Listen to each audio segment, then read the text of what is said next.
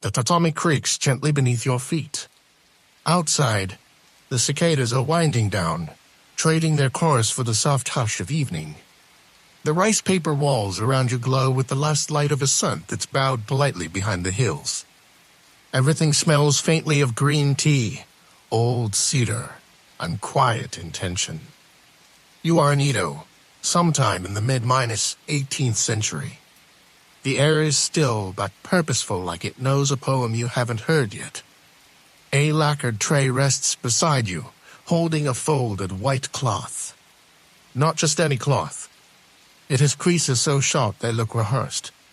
A triangle, a tuck, a fold beneath a fold. If you didn't know better, you'd think someone had weaponized hospitality. This is not just a napkin.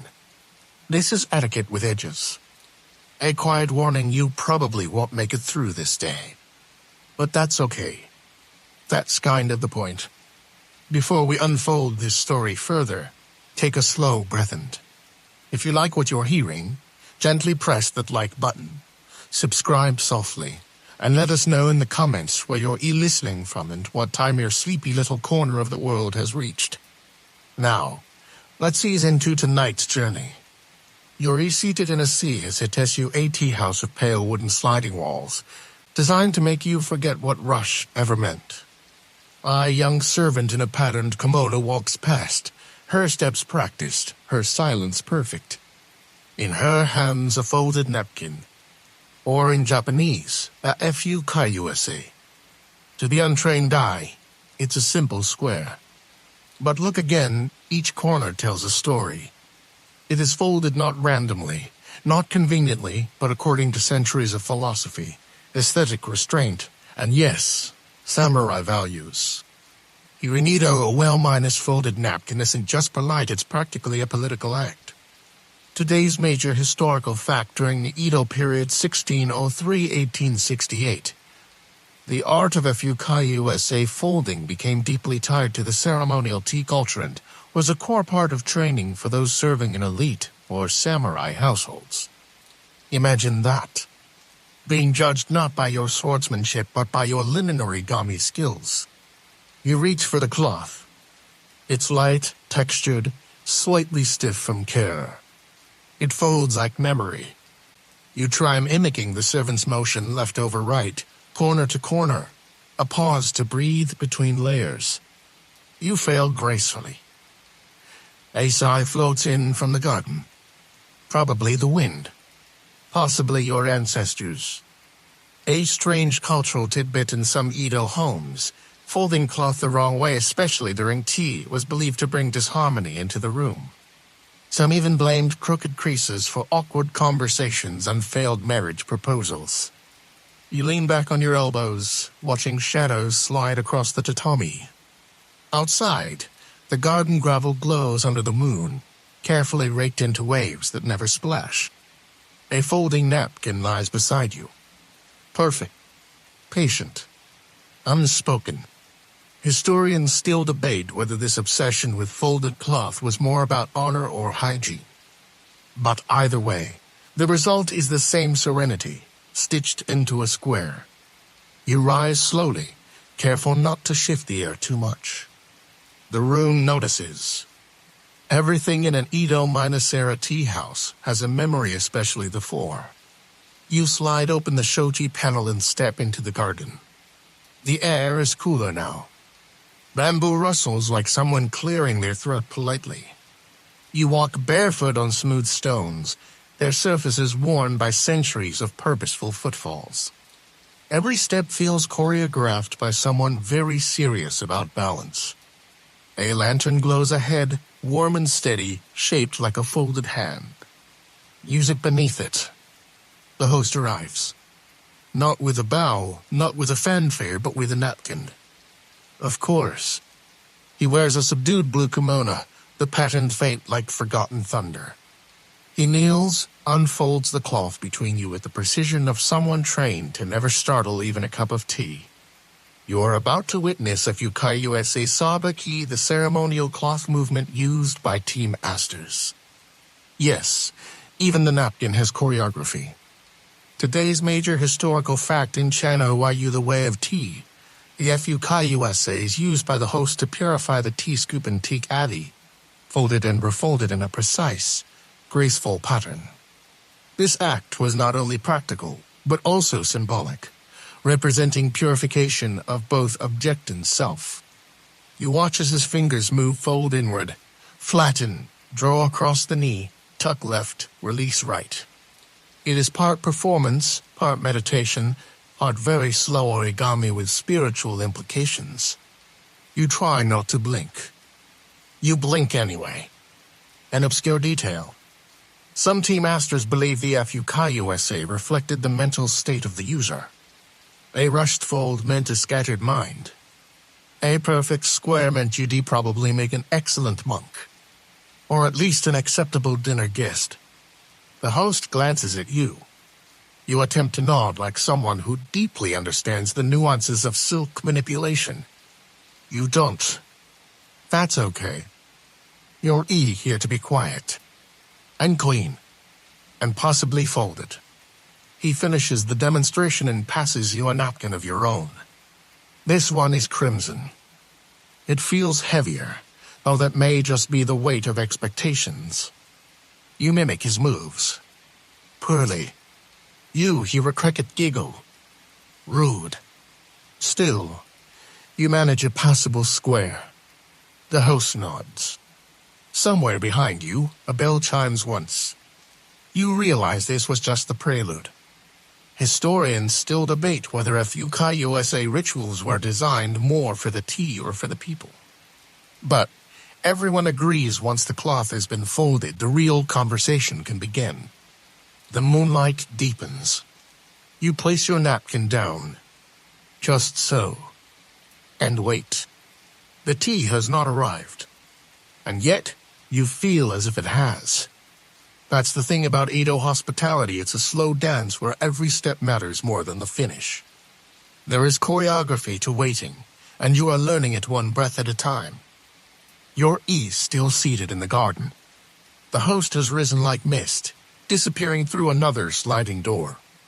Left behind one perfectly folded FUKUSA, a bowl that is not yet filled, and the impression of meaning in every object. Above you, a pine leans like it's listening. To you, or to the past. Hard to say. Akit walks the edge of the stone path. It glances at you with polite judgment, then disappears behind a bamboo fence. You begin to understand nothing in Edo moves quickly unless it's a goose being chased by a child. And even then, the child probably bows first. Inside the room, the host returns. This time with tea. But before you taste it, he folds the FUKUSA again. This isn't redundancy. It's ritual. Today's historical fact during the Edo period, the act of preparing and drinking tea was codified into an art form by masters like Senno, Iku, and his followers. Every fold, every turn of the bowl, every pause in conversation was part of a grand performance of stillness. He places the tea bowl before you. You bow. He bows.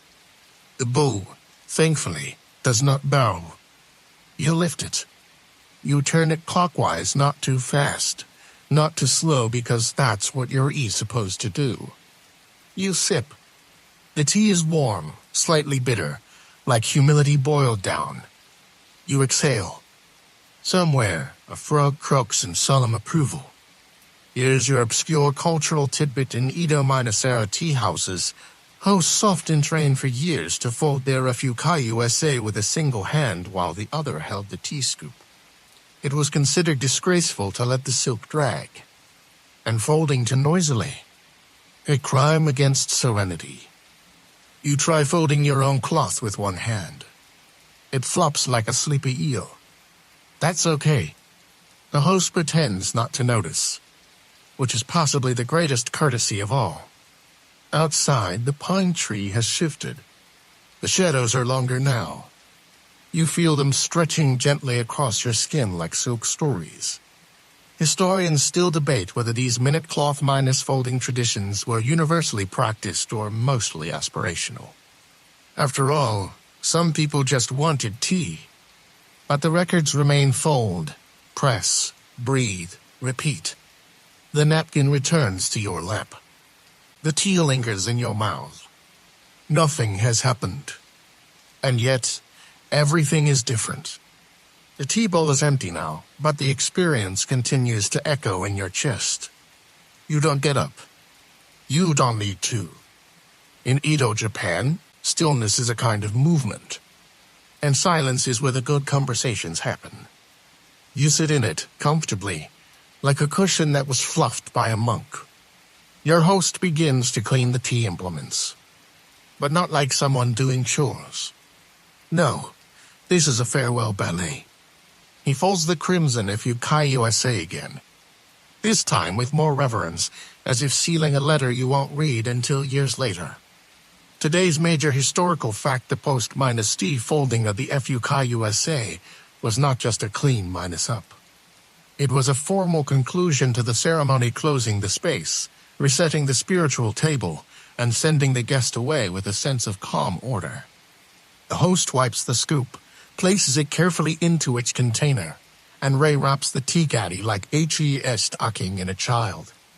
You wonder if he has said more with cloth than you've said all month. He bows. You bow. Your knees creak like an old screen door, but you make it. You stand, stepping softly onto the garden stones once more. The lanterns are dimmer now.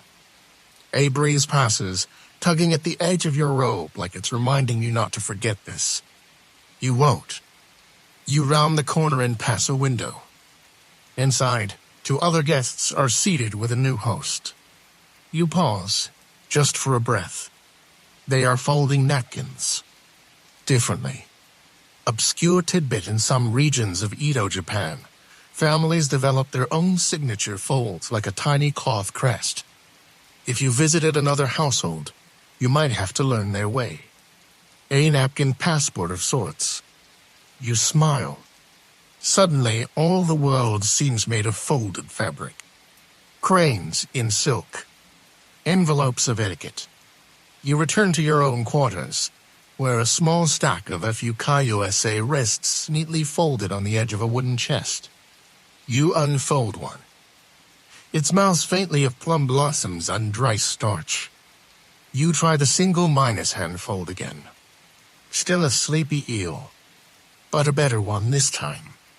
Historians still debate whether the art of napkin folding in Edo, Japan influenced other ceremonial cloth traditions in Asia, or if it simply grew from the Japanese love of quiet detail.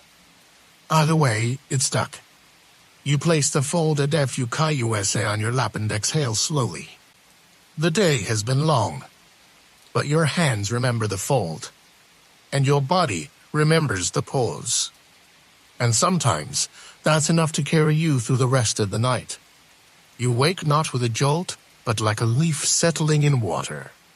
Morning in Edo doesn't shout. It whispers. The sun pushes gently through the paper windows, brushing against your face like it's still deciding whether to fully arrive. Your room smells like we're warmed by memory. The floor is cool beneath your feet. A folded napkin rests beside the futon. Of course it does. Someone has already been here. Someone quiet. You rise and stretch, your joints issuing gentle complaints, like old friends who still show up to lunch. You slide open the door. Outside, the garden sparkles with dew, every stone perfectly placed, every pebble apparently having signed a contract to behave. Today, you're visiting a merchant's house. Not a samurai, not a monk, just a well-to rice dealer with an eye for aesthetic detail and an unhealthy obsession with folding cloth.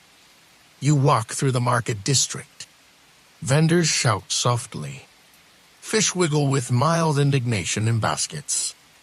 A child tugs on his mother's sleeve, pointing at a display of dyed silks folded into tiny animals. Yes, napkin origami. Historical fact of the day: by the late Edo period, Cloth minus folding arts began to seep beyond the tea houses and samurai manors and into the merchant classes. Even shops displayed folded fabrics as status symbols like little linen sculptures of wealth and taste. You arrive at the house. It's modest, but intentional. The door opens, and a servant greets you with a bow and a folded towel that's shaped no joke like a chrysanthemum. You bow back, unsure whether to admire it or wash your hands with it. You're ushered inside to a dining room where the rice merchant waits. He smiles broadly, the kind of man who spent his life counting coins and folding napkins with equal reverence. On the table before him 6 place settings. 6 FUK USA. 6 folds. None repeated. Each one is a quiet brag. He pours tea. You bow. The ritual begins again. Obscure detail. Some Edo hosts folded napkins into seasonal motifs, fans in summer, cranes in winter, maple leaves for autumn. Folding the wrong design in the wrong month. Practically treasonous. Or at least the polite version of scandal. You're given a fan fold. Apparently, it's warm outside. You smile. You fold yours into something that looks like an exhausted fan having a midlife crisis. The merchant smiles kindly. Historians still debate whether merchant classes develop their own folding schools or simply mimic the elites. But the creativity of their folds, many documented in hand-drawn manuals, suggests something more personal. You sip your tea, watching the napkins. They say nothing. And yet you feel completely understood. Later that afternoon, you stroll through a side alley behind the merchant's house. Laundry flutters above you. Children chase a dog that's absolutely not into it. You pass a low window and see a woman refolding a stack of cloths with expert efficiency. One hand than the other. Yes, not a noble. Not a tea master. Just someone who knows that folding, done right, is its own kind of peace. You keep walking. Today, you're heading toward a place rarely talked about in fancy folding circles, the back kitchens of an Edo inn. The side of napkin culture that's wet. You duck beneath an or curtain and are met with the aroma of rice miso and mild panic. In the corner, 2 kitchen assistants are folding napkins at breakneck speed. Each one must match. Each crease must be perfect. They don't have time for art. They have guests. Today's historical fact-ins in Edo-era Japan, especially those along travel routes like the Tokato, maintain strict standards of appearance, including how tablecloths and napkins were presented. Folding was ceremonial, here it was regulation. You try to help. Yuri handed a hot iron and a square of damp cloth. It sizzles like gossip hitting a fan. You try folding one. It comes out more interpretive. One of the assistants giggles. You've invented the disappointed tofu. She shows you how it's really done. Press, fold, smooth, fold again. In under 5 seconds. You try again. It's less disappointing this time. Maybe just the mildly insecure bean curd. An obscure tidbit: one Edo inn is rumored to have had a cloth inspector, an old man, who would unfold and refold every napkin before a meal, just to ensure guests experienced peak folding delight. No one ever saw him eat. He was probably made of starch. You thank the assistants and slip back outside. The sky is clouding over, a soft gray that folds around the rooftops like a weary kimono. You sit on a stone bench. You unfold a napkin. You refold it. You do it again. It feels restful. Historians still debate whether commoners cared deeply about napkin folding, or just tolerated it to avoid offending the finicky nobility. But evidence suggests once you start folding things, it's hard to stop. Like manners. Or secrets. The wind lifts a corner of your napkin. You let it go. It flutters upward and lands softly in your lap. Perfect. Evening returns like an old friend who never knocks, just walks right in and makes everything quieter. You find yourself back at the Temple District. The streets here curve gently, like someone had too much tea and decided straight lines were too aggressive. Lanterns flicker along the eaves. There's a smell of incense in the air and the faint sound of wooden sandals tapping thoughtfully against stone. You're heading to a temple school where monks train not just in calligraphy and contemplation, but in the more refined arts including cloth folding. Yes, even enlightenment has linens. The head monk greets you with a nod so subtle it might just be a neckage. He guides you through a corridor lined with scrolls. Every step is deliberate. Every breath sounds rehearsed. At the end of the hall, a small room with a low table, a single candle, and 5 neatly folded fukai, each resting atop its own wooden stand like fabric relics. Today's historical fact: Buddhist temples in Edo often served as cultural hubs, preserving not only scripture but also ceremonial arts. Monks were among the earliest to use folded cloths in ritual, long before it reached tea ceremonies or wealthy homes. The head monk gestures for you to sit. You do. He unfolds one fukai slowly, precisely. Each movement is a sermon. Then he refolds it. Same square. New meaning. You try. Your hands are slightly less wise. Still, the cloth seems patient with you. The monk watches, then offers a soft, rare smile. You're not enlightened, but you're closer than when you walked in. Obscure tidbits: some monks believed folding fabric helped train the mind to stay present. There are texts, half poem, half instruction manual, explaining how the crease should reflect the clarity of one's inner state. Rumor has it, one fold could cure distraction. It might help with taxes. The candle sputters. The light shifts. Outside, a temple bell rings once. Historians still debate whether the folding rituals in temples influenced samurai manners, or whether both were just echoing older courtly customs. But the overlap remains: cloth, gesture, stillness. You bow. The monk bows. The cloth, as always, says nothing and somehow says everything. You step out of the temple and into a night that feels freshly laundered. Cool, soft, silent. The alleyways are empty now, save for one elderly man sweeping dust that will return tomorrow. He nods at you, and you nod back, your shared language now mostly nonverbal and vaguely napkin-minus adjacent. You return to your lodging. A warm lamp waits inside, and beside it another fukai, folded into the shape of a crane. You smile. The folding is starting to follow you. Into dreams, into footsteps, into thoughts. You can't sit without noticing fabric corners. You can't drink tea without thinking about ceremonial cloth choreography. Congratulations. You have officially caught fold minus it is. Today's historical fact: in some Edo households, folding linens became a kind of quiet competition among servants. Households would boast of maids who could create folds so elegant the cloth looked untouched even when unfolded. You examine your crane.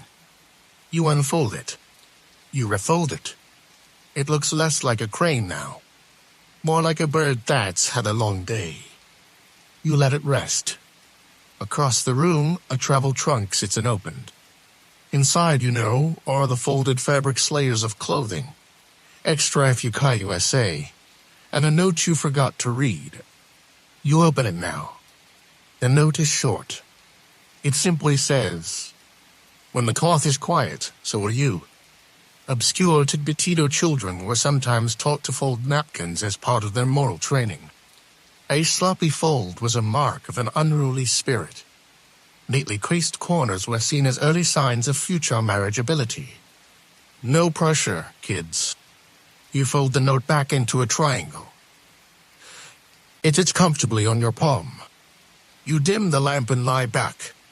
The paper doors rustle as wind passes through like a story with no ending. Historians still debate whether all these folding traditions sprang from practicality or obsession. Perhaps both. Perhaps they just liked the idea of a universe where everything could be folded neatly into place. You fall asleep with your hand on the cloth. It is the softest kind of silence. Morning stretches itself across the rooftops like a lazy cat. You sit with a bowl of rice, half-minus watching steam curl upward like it's trying to write haiku in the air. Across from you, the innkeeper is folding a napkin with the sort of gentle intensity usually reserved for monks or people trying to fold a map. He doesn't look up as he speaks. Today, he says, you visit a tailor. You nod. Of course. Where else would you go in a world ruled by creases? You thank him, bow, and tuck your slightly crooked napkin back into place. It wobbles a bit. That's okay. It has character. Like you. The tailor's shop is near the old canal, nestled between a pottery stall and a shop that exclusively sells wind chimes. The door creaks as you enter, and the room smells like fabric, ink, and very specific opinions. The tailor middle-minus aged, sharp-minus side, and wearing an OBI with a fold so clean it could sliced tofu greets you with a glance. You're here about the folds, he says. Not a question. Today's historical factito tailors were trained in folding not just for function, but for display.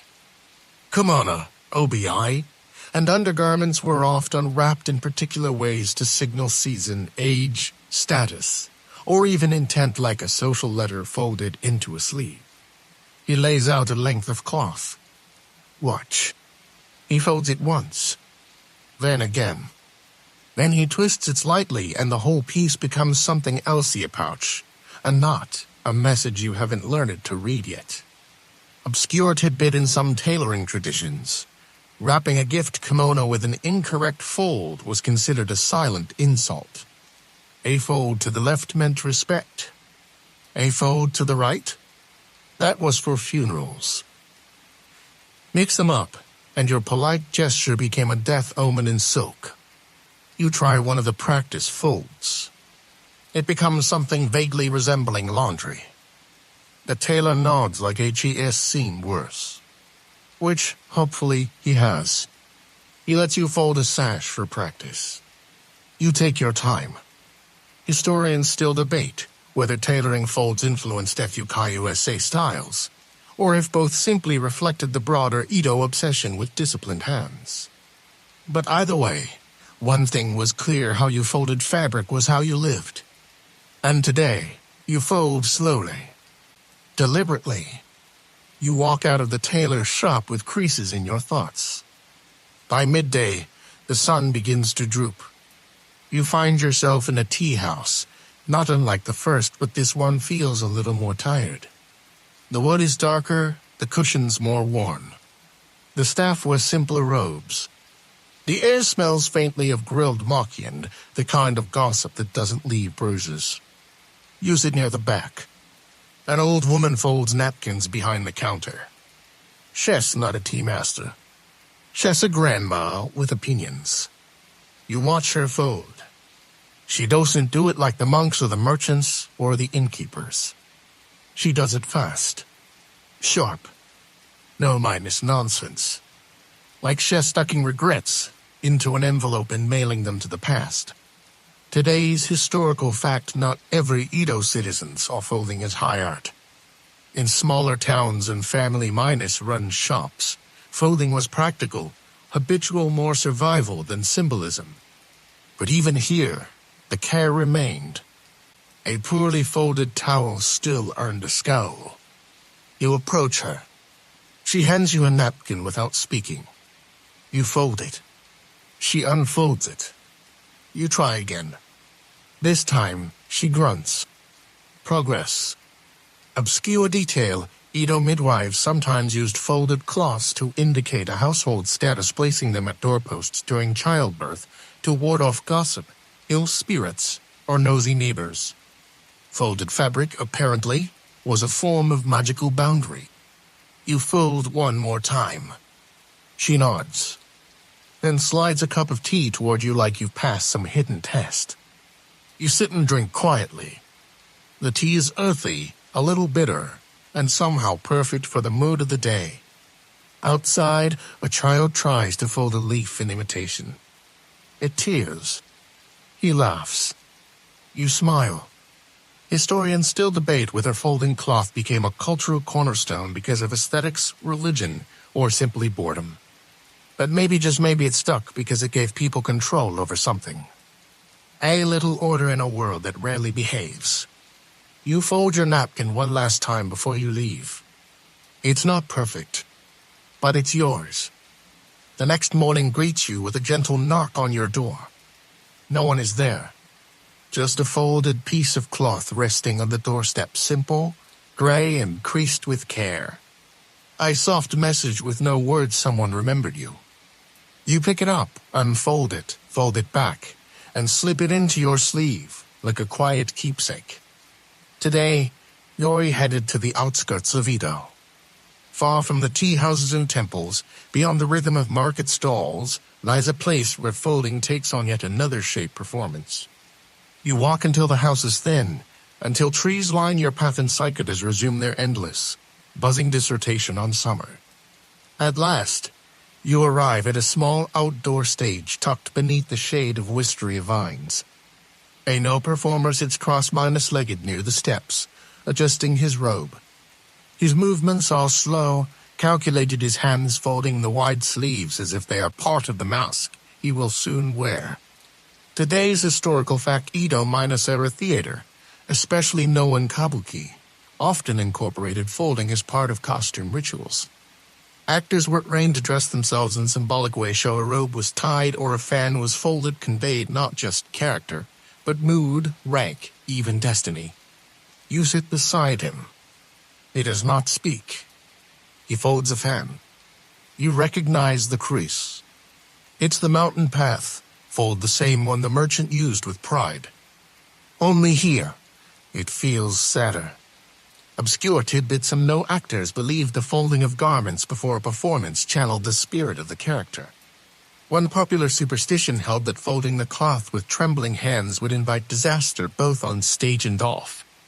The performer stands, slides on his mask, and walks toward the stage. The play begins.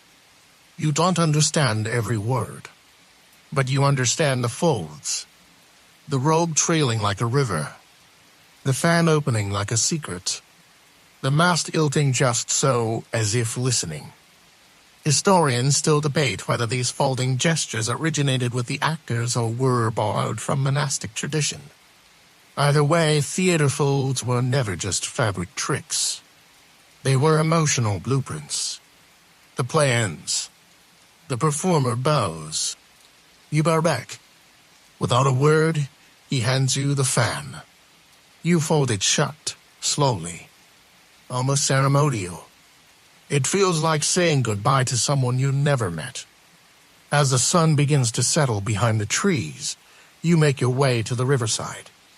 Edo Sumi, the river glistens like a silk ribbon tossed across the earth. Boats drift lazily downstream, their sails catching the wind like folded wings.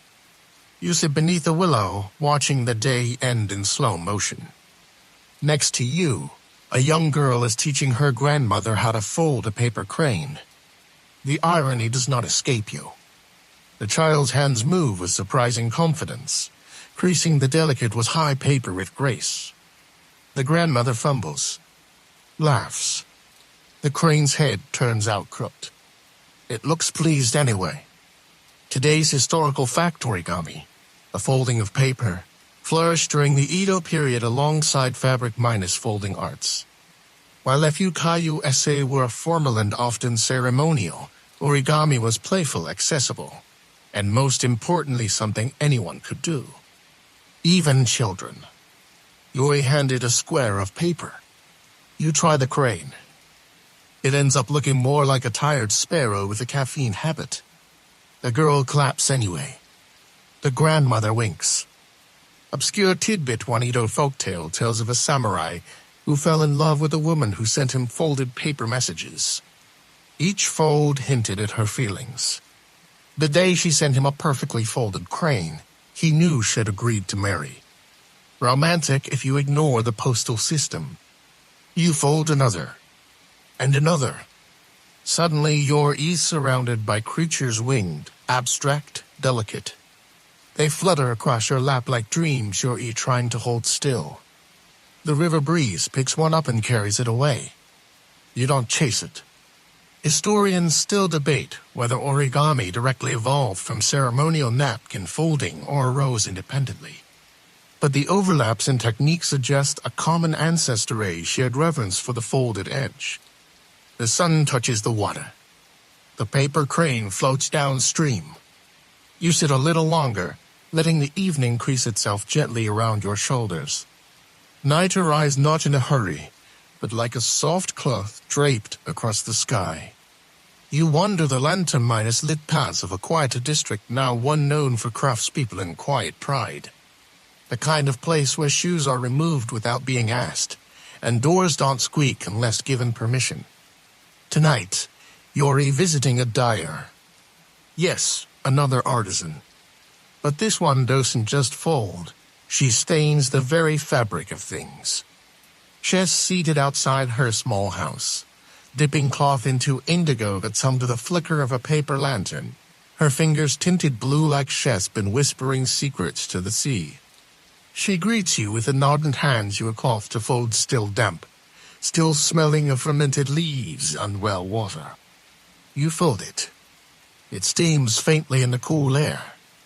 Today's historical fact, indigo dyeing, or aizome, was a revered craft during the Edo period.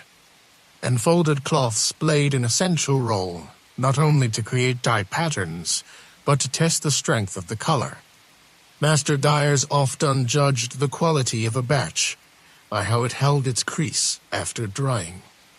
She shows you a folding style you haven't seen yet: tight spirals, compact cubes, odd triangular locks. Obscure tidbits: some dyers had superstitions about their folds.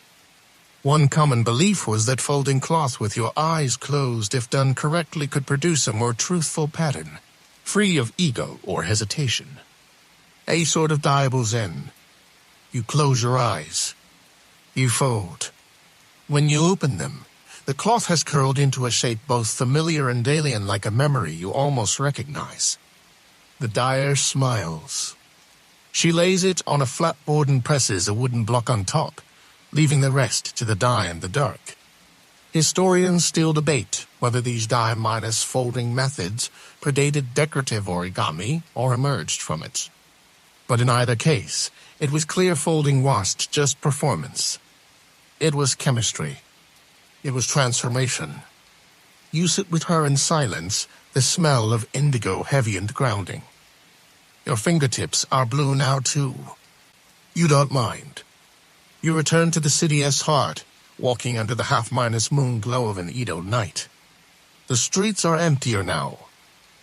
Just a few silhouettes passing like thoughts across the mind of the city. You pause at a bridge, leaning over the railing to watch your reflection warp slightly by the water, like a face folded too many times. There's one more place you've been meaning to visit: the archives. Yes, even folding has a bureaucracy. Tucked behind an nondescript wall is a small house filled with drawers, scrolls, ledgers, and cloth.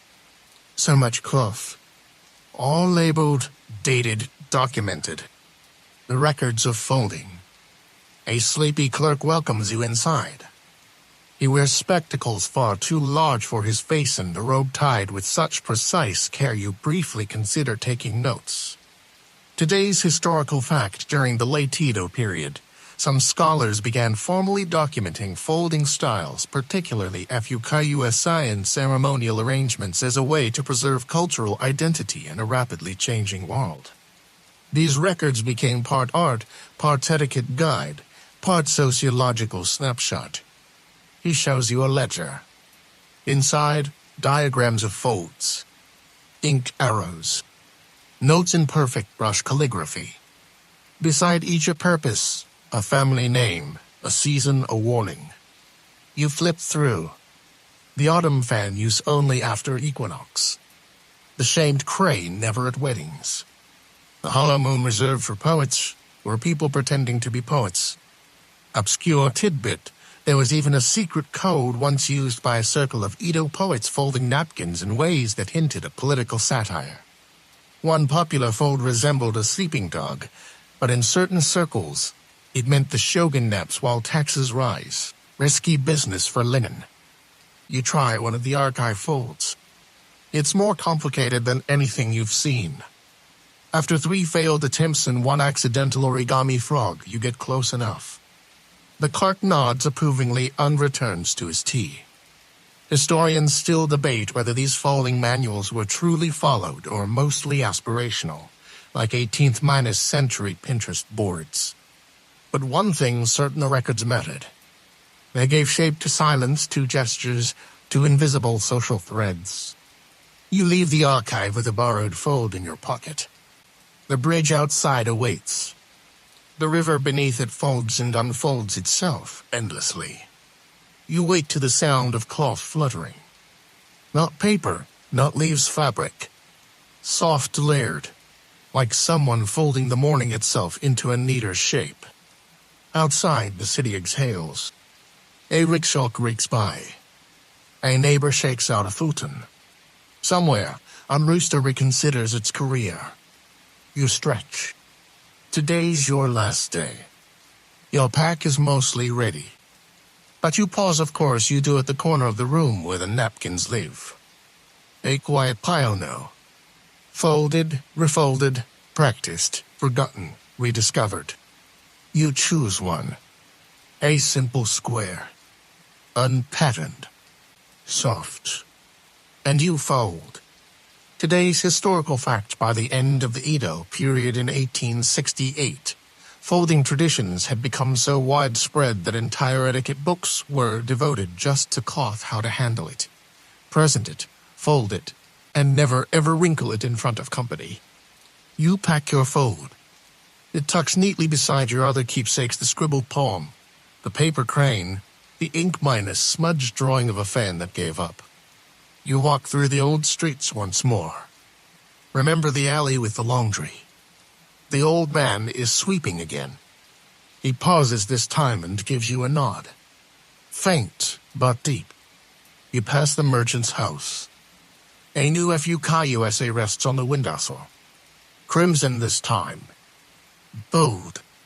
Possibly compensating for a boring lunch inside. You smile.